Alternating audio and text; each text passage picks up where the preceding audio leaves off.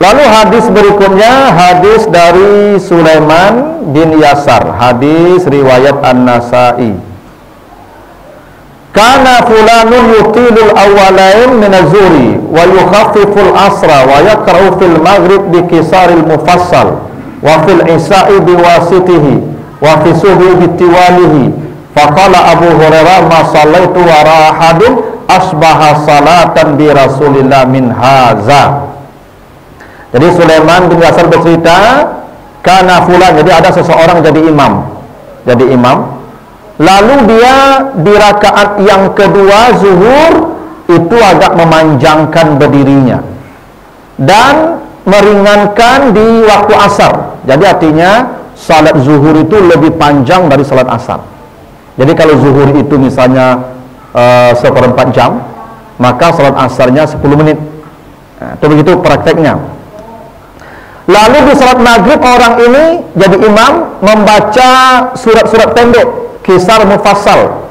Kisar mufassal itu dari surah Al-Hujurat. Jadi Al-Hujurat ke bawah sampai An-Nas itu namanya Al-Mufassal, ya. Di waktu salat Isya dia membaca wasati. Ini ayat-ayat menengah seperti Al-Insan dan seterusnya. Dan di subuh membaca yang panjang-panjang seperti Al-Baqarah, Ali Imran, An-Nisa dan seterusnya.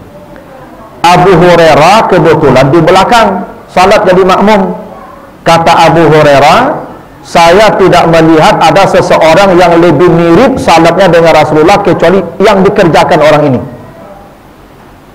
Apa makna hadis itu? Pertama, salat zuhur Nabi lebih lama dari salat asar Nabi. Ini praktek Nabi begitu. Jadi kalau Nabi salat zuhurnya 20 menit, berarti asarnya nanti 1/4 jam. Jadi begitu diukur. Ya, yang mungkin dalam bacaan ayatnya nanti dipertimbangkan. Tapi yang dipraktekkan Nabi, zuhur lebih panjang dari asar. Asar lebih ringan dari zuhur. Itu praktek Nabi itu. Ya. Nah, kalau kita kan sama saja Pak ya. Kadang malah asar, kadang lebih panjang pada zuhur ya. Tapi yang dipraktekkan Nabi, zuhur itu lebih panjang dari asar, dan asar itu yukhaffif, lebih diringankan dari zuhur. Tapi kalaupun disamakan juga tidak ada masalah, panjang asar juga tidak ada masalah. Tapi praktek Nabi begitu, bahwa Nabi mempraktekkan salat zuhur itu lebih lama dari asar. Apa alasannya? Wallahu a'lam, tidak ada disebutkan. Yang jelas zuhur lebih lama salatnya daripada asar. Di salat maghrib Nabi selalu baca ayat-ayat pendek, ya, mulai dari Al-Hujurat ke bawah. Biasanya An-Naba, kita yang paling sering itu dari An-Naba ke bawah, atau yang paling sering itu Qul Huwallah sama Al-Kafirun, ya. Memang begitu praktek Nabi. Dan Isya Nabi agak panjang-panjang, Al-Insan ke atas agak lebih panjang, ya. Dan di subuh yang panjang-panjang. Nah, itu kenapa diceritakan Nabi itu salat subuhnya minimal 100 ayat satu rakaat. Itu kenapa sejarah salat begini dulu. Pertama salat diperintahkan kata Nabi 11, tidak 17. 2 subuh, 2 zuhur, 2 asar, 3 maghrib, 2 isya. Itulah awal pertama salat diperintahkan kepada Nabi di malam Isra dan Mi'raj, ya. Lalu setelah hijrah diubah 17, yang 2 jadi 4, zuhur jadi 4, asar jadi 4, isya jadi 4. Maghrib tetap 3. Kenapa maghrib 3 tidak diubah? Karena maghrib itu kata Nabi witir siang. Jadi kita witir 2 kali. Ada witir malam, ada witir siang. Yang witir siang itu maghrib. Itu makanya witir siang di penghujung siang, ya. Witir malam di penghujung malam. Itu makanya kata Nabi, jadikan witir penutup semua salat di malam hari. Makanya witir malam yang paling baik.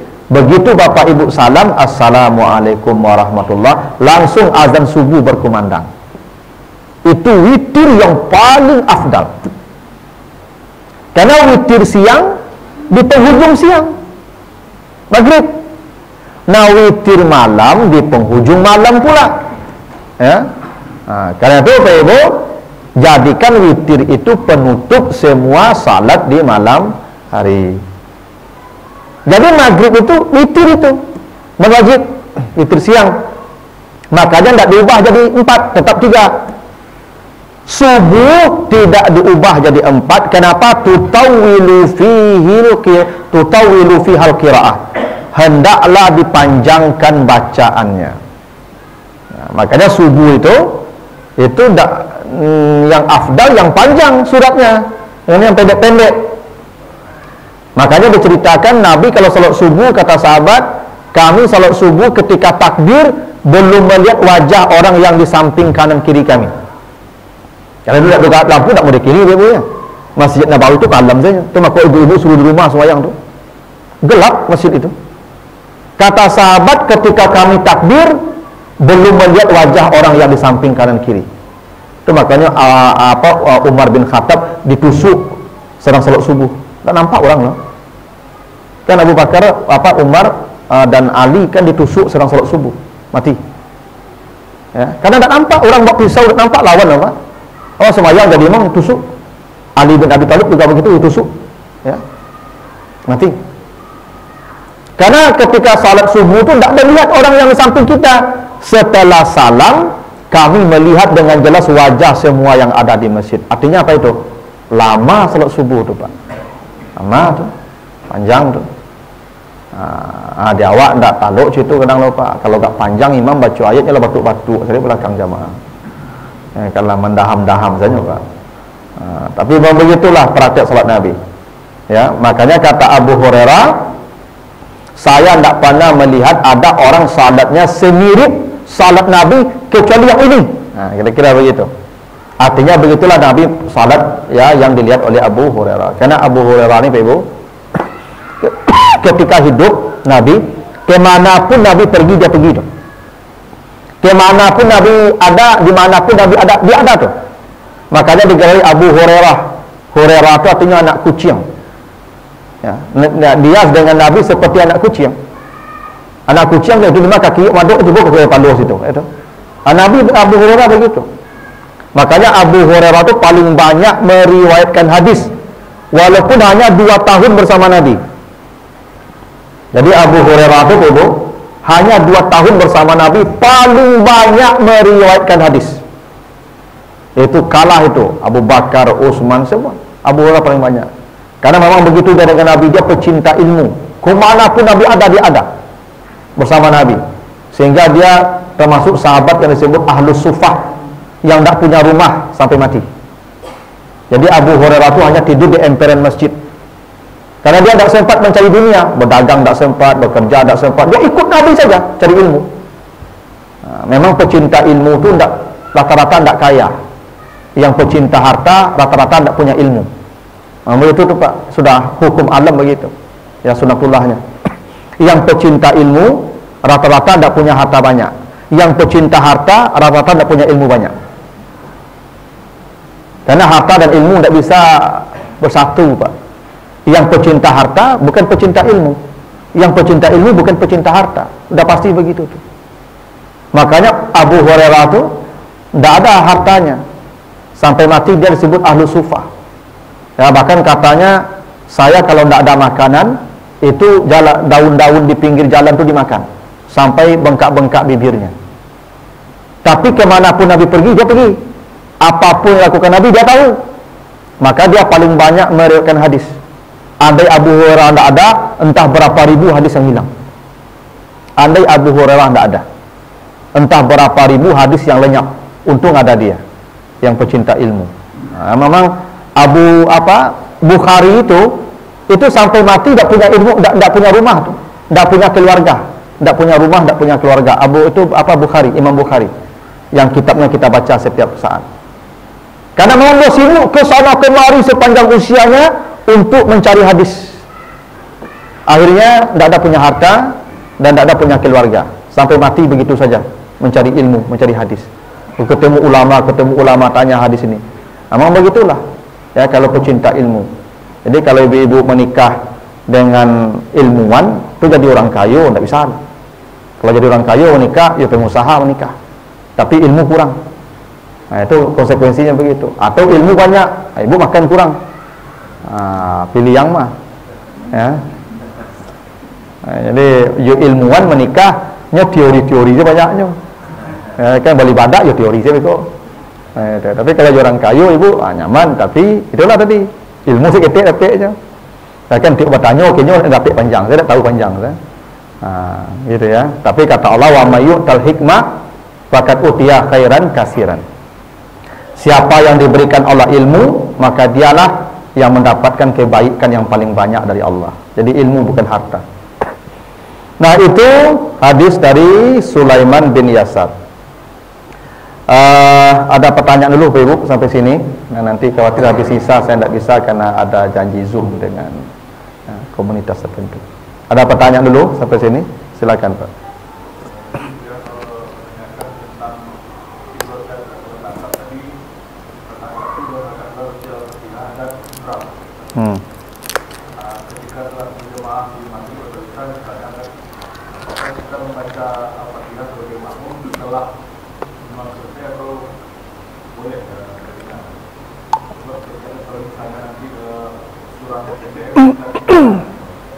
Oh ya, kasih Pak.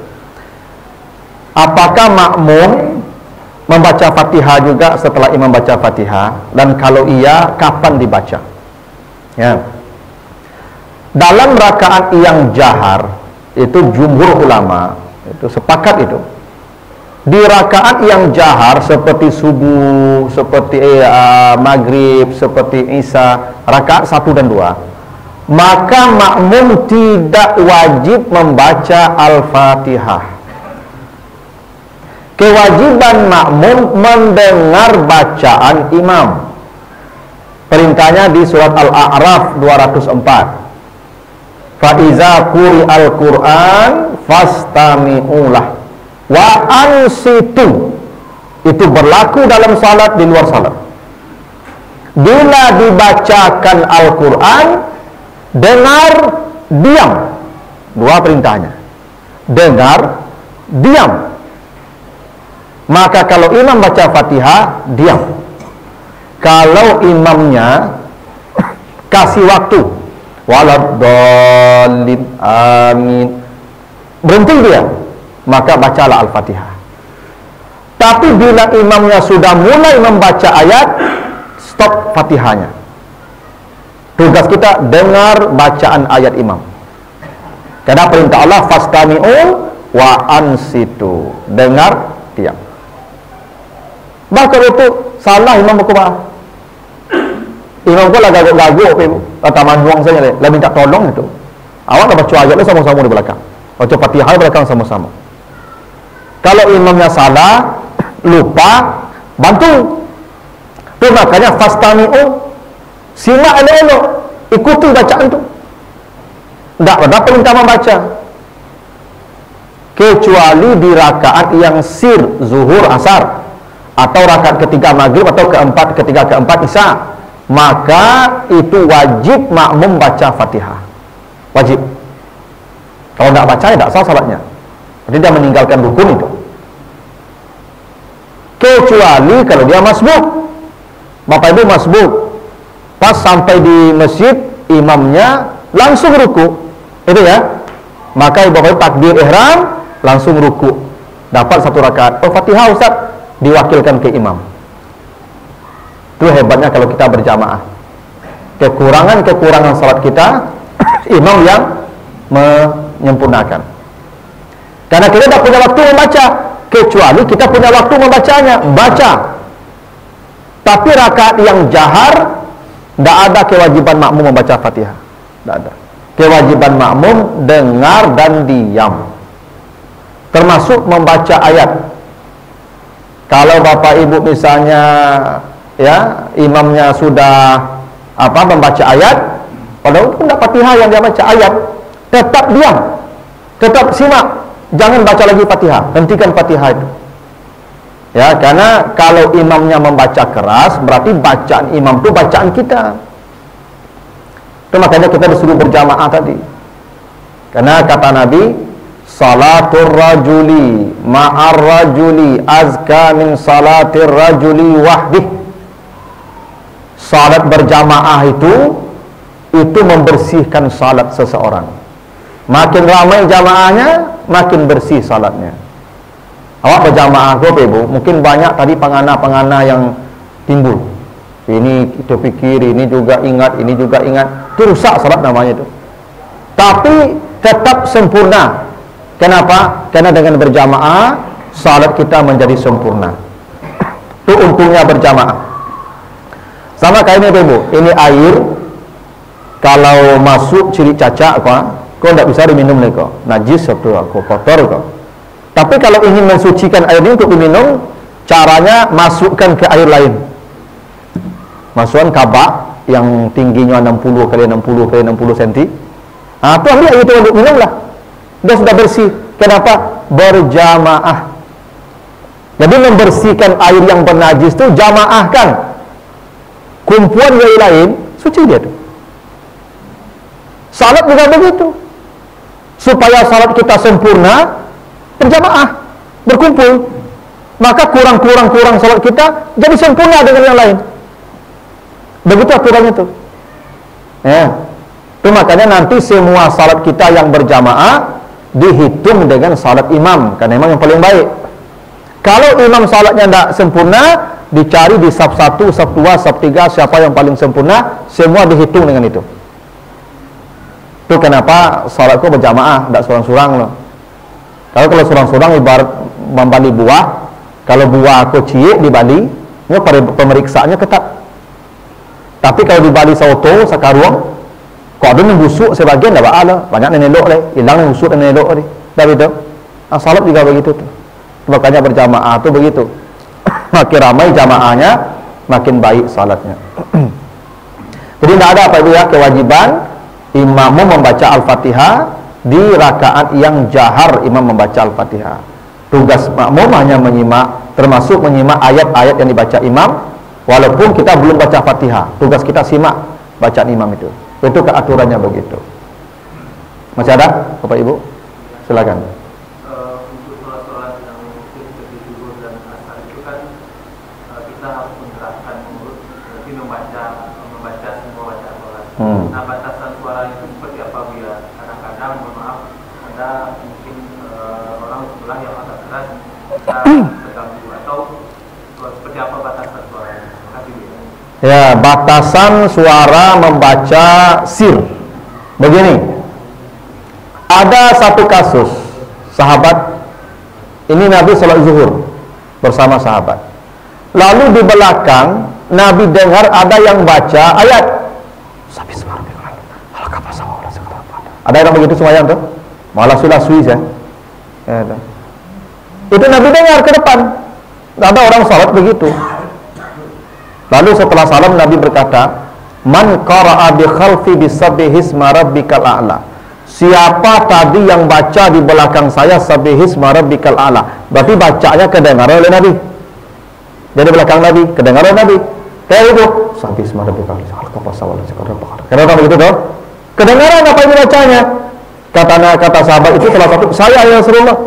Tapi saya membaca seperti itu supaya dapat kebaikan dari Allah. Kata Nabi, engkau telah bermaksiat. Kenapa? Karena engkau mengganggu salat orang yang di samping kanan kirimu. Apa makna hadis itu? Tidak boleh bacaan kita kedengaran oleh orang yang di dekat kita. Jadi maksiat dia, karena mengganggu dia membaca pula. Maka kalau Bapak Ibu membaca ayat, membaca Fatihah di rakaat yang sir, bacaan hanya menggerakkan bibir dan lidah. Iya, tidak perlu pula malasu-lasu itu. Kan menggaduh orang sembahyang nama itu, tidak bermaksiat berkau nama itu. Ya? Makanya Bapak Ibu bacaannya cukup lidah dan bibir kita saja yang bergerak. Tapi jangan pula tidak bergerak, karena perintahnya baca. Membaca ya ada alat ucap kita bergerak, itu namanya membaca. Ya. Ada baca dalam hati Ustaz, itu baca nama itu. Ya kan? Yang membaca itu menggerakkan alat ucap. Alat ucap apa saja? Ya lidah, ya bibir, ya anggota-anggota yang ada dalam alat ucap lah.